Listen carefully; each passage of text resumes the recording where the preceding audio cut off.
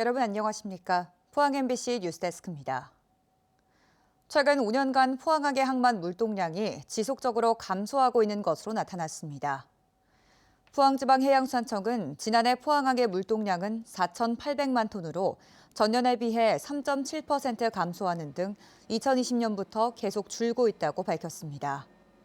이는 코로나 팬데믹 사태와 러시아 우크라이나 전쟁의 여파로 철강과 자동차 부품 물동량이 줄었기 때문으로 트럼프 정부의 철강에 대한 고율 관세의 영향으로 올해도 물동량 회복은 쉽지 않을 전망입니다.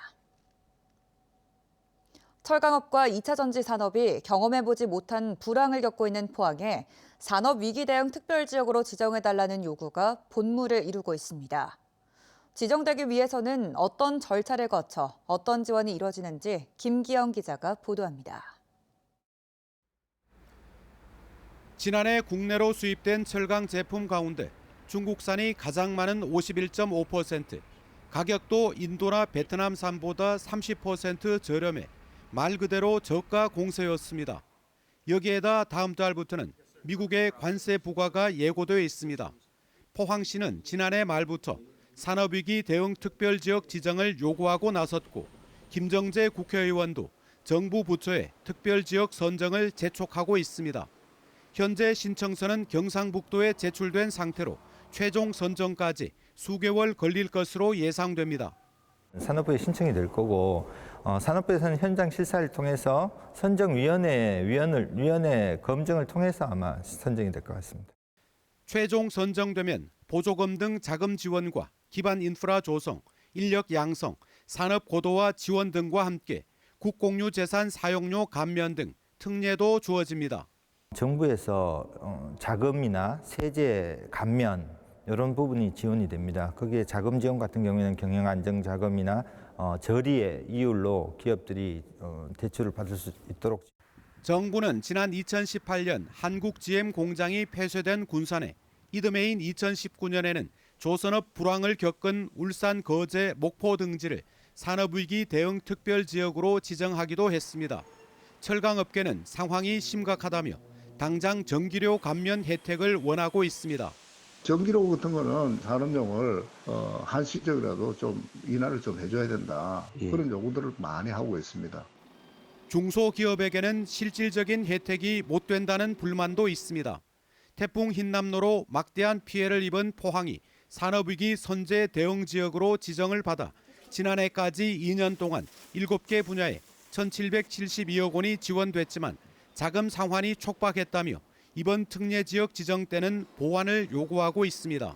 2년 거치 3년 이런 제한보다는 5년 거치 10년 상한이라든가 좀 장기적으로 부담이 덜 되게끔 정책을 좀 해줬었으면.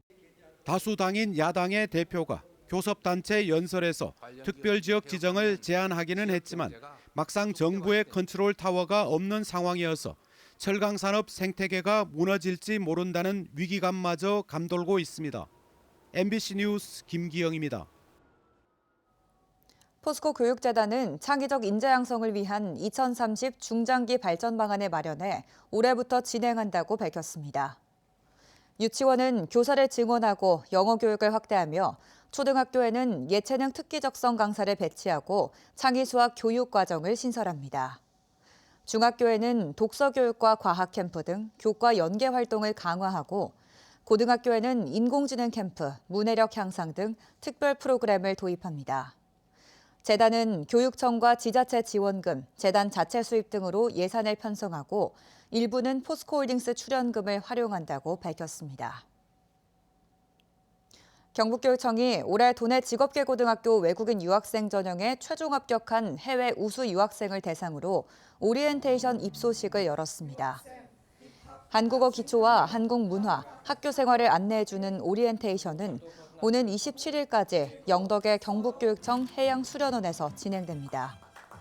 올해 입학하는 해외 유학생은 영주의 한국국제조리고 6명, 경주 신라공업고 14명 등 4개국 출신 69명입니다.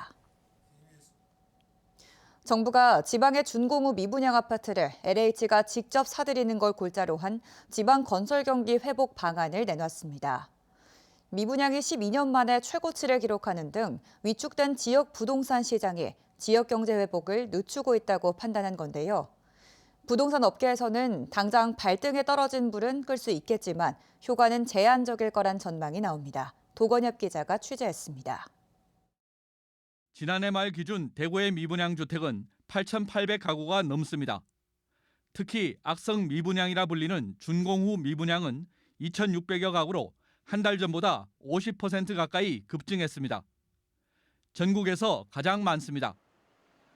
정부는 경기 하방 압력이 커지는 가운데 부동산 시장 위축으로 지역 경제 회복이 지연되고 있다며 침체된 지역 건설 경기 회복 방안을 내놓았습니다. 우선 LH가 지방의 악성 미분양 아파트를 직접 사들이기로 했습니다. 지방 준공후 미분양 아파트 3,000호를 LH가 직접 매입하고 시장 상황에 따라 매입 규모 확대를 검토하겠습니다. 빌라 등 비아파트에만 허용하던 매입형 등록 임대를 지방의 준공후 미분양 아파트에도 허용하기로 했습니다. 지방 준공후 미분양 주택을 구입할 때 수요자 부담을 덜기 위해 디딤돌 대출에 우대금리를 신설합니다. 금융기관이 지방 주택담보대출 취급을 확대하면 인센티브를 주기로 했습니다. 다만 3단계 스트레스 DSR 규제를 한시적으로 완화하는 건 부동산 시장 상황을 봐서 4월이나 5월쯤 결정하겠다고 했습니다. 정부 방안에 대해서 지역 부동산 업계에선 효과가 제한적일 거란 반응이 나왔습니다. 준공후 미분양에 대해서 그도 매입을 한다고 하면은 전체 물량이 한 30% 정도를 한다든지 해야 되는데 이번에 나오는 거는 전체 준공후 미분양의 한 14%밖에 되질 않습니다. 지방 미분양 주택에 대해서는 DSR 적용을 배제하고 양도소득세 감면, 취득세 중과세 배제 등 지역 실정에 맞는 정책을 내놓을 것도 주문했습니다. MBC 뉴스 도건협입니다. 포항시는 오는 2028년 11월 개관을 목표로 시립박물관 건립에 속도를 내고 있습니다. 포항시 동해면 연호랑새우녀 테마공원에 조성될 시립박물관은 지난 2023년 문화체육관광부의 설립 타당성 사전평가를 통과하며 본격 추진됐습니다. 포항시는 외부로 반출됐던 포항유물 3만 2천여 점에 대한 현황을 파악하는 등 박물관 완공에 대비하고 있습니다. 해양수산부는 울릉도 등 전국 연안 여객선의 안전점검에 나설 국민안전감독관 15명을 오는 28일까지 공개 모집합니다. 모집 대상은 만 19세 이상 60세 미만이며 선박 운항과 전기, 소방 등의 관련 자격증이 있거나 수산단체 근무 경험이 있으면 우대합니다. 국민안전감독관은 국민의 눈높이에서 여객선의 안전관리 실태를 점검하고 개선하기 위해 2018년 도입돼 올해로 7년째를 맞았습니다. 포항해양경찰서는 동해 경비 강화를 위해 속초에서 운영해온 1,500톤급 대형함 1511함을 인수해 포항에 배치했다고 밝혔습니다. 1511함은 고속단정과 함포, 응급 원격 의료 시스템 등을 갖추고 있으며 동해 해양주권 수호와 긴급 구조활동 등을 수행하게 됩니다. 1511함을 추가 배치함에 따라 포항해양경찰서가 운용하는 대형함은 모두 4척으로 늘어났습니다. 경주시가 사업비 13억 5천만 원을 투입해 다음 달부터 슬레이트 처리 및 지분 개량 지원 사업을 실시합니다. 지원 대상은 주택 슬레이트 처리 282가구, 창고, 축사 등 비주택 슬레이트 처리 55동입니다. 주택 슬레이트는 가구당 최대 700만 원, 비주택 슬레이트는 최대 200제곱미터까지 처리비를 지원합니다. 경상북도가 지난해 시범 운영한 초등학생 학부모 10시 출근제를 올해는 지원 규모와 대상을 늘려 확대 운영합니다. 또는 1시간 자율 출퇴근에 도입한 중소기업을 대상으로 최대 100만 원을 지원합니다.